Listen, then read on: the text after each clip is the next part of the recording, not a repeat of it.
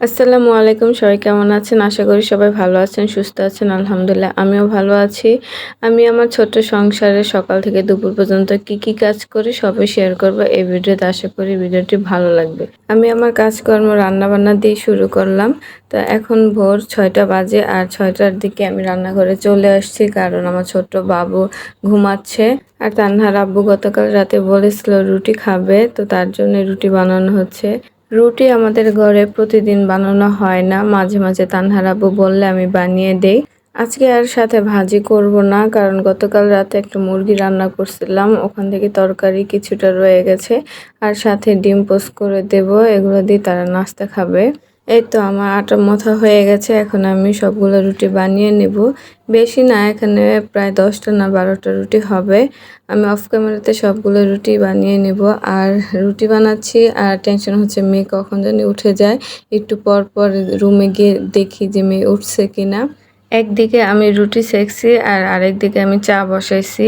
আমার প্রতিদিন চা লাগবেই, সকালবেলা চা না খেলে আমার ভালো লাগে না। আমি প্রায় খালি পেটে চা খাই বলে তানহার আব্বু প্রায় রাগ করে, কিন্তু অভ্যাস হয়ে গেছে, ছাড়তে পারি না, কিছু করার নাই। তারপরও চেষ্টা করি খালি পেটে না খাওয়ার, কিছু খেয়ে তারপর খাওয়ার।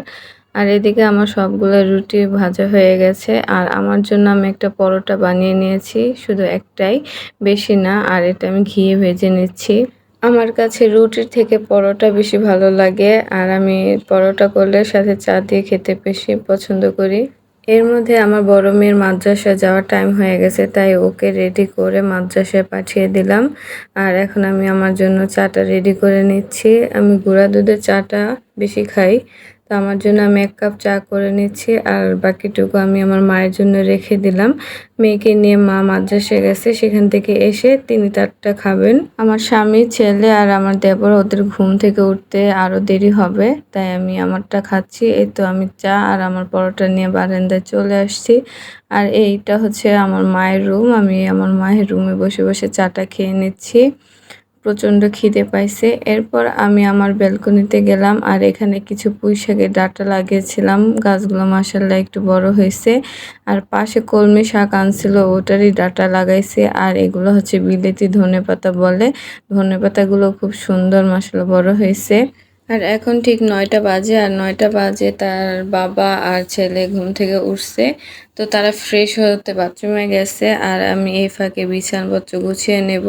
আর মেয়েকে আমার মার রুমে দিয়ে এসে আমি বিছানাটা গুছিয়ে নিচ্ছি। প্রথমে বিছানাটার চাদরটা তুললাম, কারণ এটা 1 সপ্তাহ হয়েছে বিছাইছি। আর আমি প্রতি 1 সপ্তাহ পর পরই বিছানার চাদরটা তুলি। বিছানার চাদরটা আরও সাথে কিছু কাপড় চোপড় আছে, সবগুলো আজকে কেচে দেব। আর তানহার আব্বু আর ছেলেকে নাস্তা খাইয়ে দিয়ে তারপর আমি আবার রান্নাঘরে যাব রান্না করতে। আর এখানে আমার বাবুর কিছু কাঁথা ছিল, ওগুলো সুন্দর করে গুছিয়ে রাখছি। বিছানাপত্র গুছিয়ে আমি পুরো রুমটা ঝাড়ু দিয়ে নিছি। আমি আমার সংসারের কাজগুলো নিজের হাতে গুছিয়ে করতে ভীষণ পছন্দ করি। এদিকে আমার মা আমার মেয়েকে গোসল করাই দিছে, আর আমি ওকে ঘুম পাড়িয়ে তারপর রান্নাঘরে চলে আসলাম রান্না করার জন্য। আমি রান্না করার জন্য বেশি করে পেঁয়াজ কেটে তারপর ফ্রিজে রেখে দেই, আর এতে আমার রান্না করতে সুবিধা হয় মনে হয়। আর এখানে আমি চাল আর ডাল মেপে নিয়েছি, সেগুলো ধুয়ে তারপর বসিয়ে দেব আগে। আর এদিকে আমি গরুর মাংস আমি ঘুম থেকে ওঠার পরই ফ্রিজ থেকে নামিয়ে পানিতে ভিজিয়ে রেখেছিলাম, যেন বরফ তাড়াতাড়ি ছেড়ে যায়। এরপর মাংসগুলো কেটে তারপর ধুয়ে নেব রান্না করার জন্য। আর এদিকে আমি চাউলটাও ধুয়ে নিচ্ছি। একজন গৃহিণী সবচাইতে বেশি তার সংসারে ব্যস্ত সময় পার করে রান্নাঘরে। একটা কথা বলি, আমি আমার এই ইউটিউব চ্যানেলটা অনেক শখের বশে খুলেছি। আর আমি অনেক আগে খুলেছিলাম এই ইউটিউব চ্যানেলটা, প্রায় 1-1.5 বছর হবে। মাঝখান দিয়ে আমি রেগুলার ছিলাম, তারপর আমি অসুস্থ হওয়ার পর থেকে আর কোনো ভিডিও আপলোড দেই না।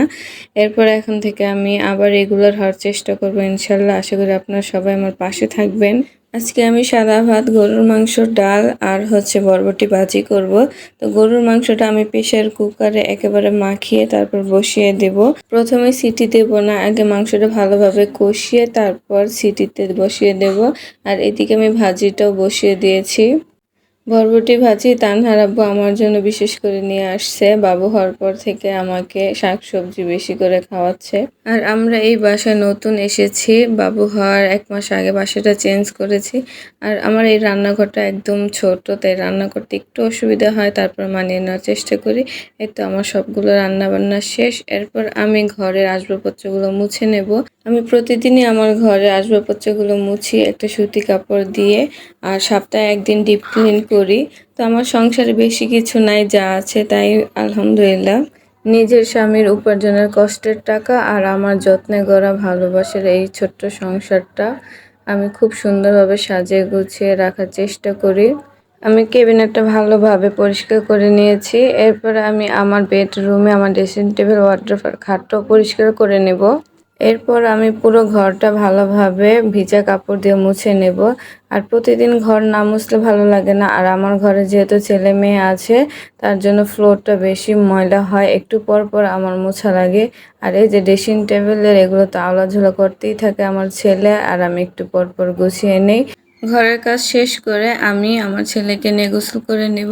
আর এই যে এখন যে ভিডিওটি, এটি হচ্ছে বিকেল বেলার। আমার ছোট মেয়েটি মাশাআল্লাহ ঘুমাচ্ছে, আর এই যে বড় মেয়েকে আমি পড়তে বসেছি। আমার কাছে প্রতিদিন পড়তে বসতে চায় না, ম্যাডামের কাছেই পড়ে। তো আজকে প্রাইভেট বন্ধ ছিল, তার জন্য আর কি আমি বসেছি।